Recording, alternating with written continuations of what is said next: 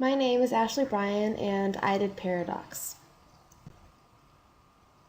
The definition of a paradox is basically a statement that contradicts itself. So when you read it, it makes complete sense, but then you reread it and you think about it and you figure out that it makes no sense at all. So it's basically a brain puzzle. My first hypothetical example is the sentence, "This statement is false." Now, when you read this, you get kind of confused because you're thinking and it tells you this statement is false, which doesn't really make any sense because it's a sentence and therefore it must be true.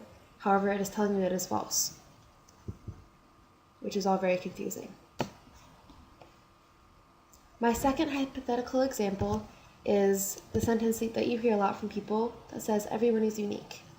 When people tell you this, at least I get very confused because you say that everyone is unique, which means that we all have our own individual characteristics that make us unique. But when you say everyone is unique, it is also saying that everyone is the same, and that is very contradicting.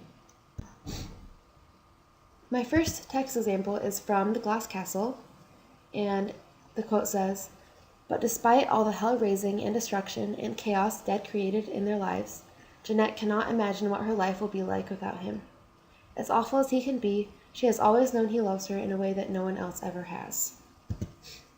When Jeanette thinks about her father, she thinks of a man that she hates and loves, which creates a paradox because it is very contradicting. Jeanette loves her dad in a way that no one else in her family ever has. Yet at the same time, she loathes him. She hates him for all the destruction and all the chaos that he has cost their lives. And she is very confused by all of this. And you can see that in the book. You can see the developed paradox throughout the book. My second text example is from the essay Shooting an Elephant. And George Orwell says, "For at that time I had already made up my mind that imperialism was an evil thing, and the sooner I chucked up my job and got out of it, the better. Theoretically, and secretly of course, I was all for the Burmese and all against their oppressors, the British." In this essay, George Orwell was struggling to decide which side to be on. He was not loyal to the British, but he had to be because he was a policeman. He actually hated the British imperialism and did not want to go along with the imperialism that was going on in Burma. My first real-world example is the paradox that you hear from friends or family that says, "No one even goes to that restaurant, it's too crowded."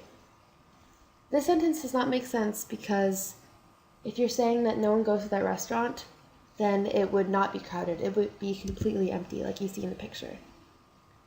When you say it's too crowded, but no one goes there, it doesn't make sense. And so this confusing sentence and statement makes you very confused, which is what a paradox is designed to do. My second real-world example is on TV. It's in magazines. You see it everywhere. It's a ad, "Easy, breezy, beautiful CoverGirl."